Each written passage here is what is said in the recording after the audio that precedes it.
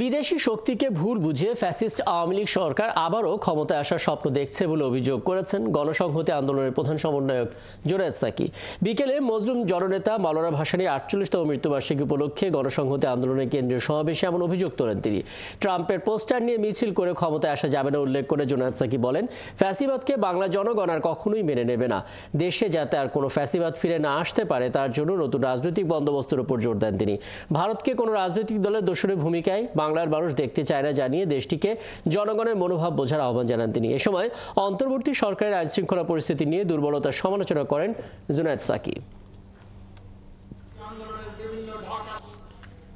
আমরা বাংলাদেশে আর কোনোভাবেই ফ্যাসিবাদের পুনরুত্থান চাই না, আর চাই না বলে এইবারে ছাত্র শ্রমিক জনতার যে স্বপ্ন, এই স্বপ্ন বাস্তবায়িত হতেই হবে।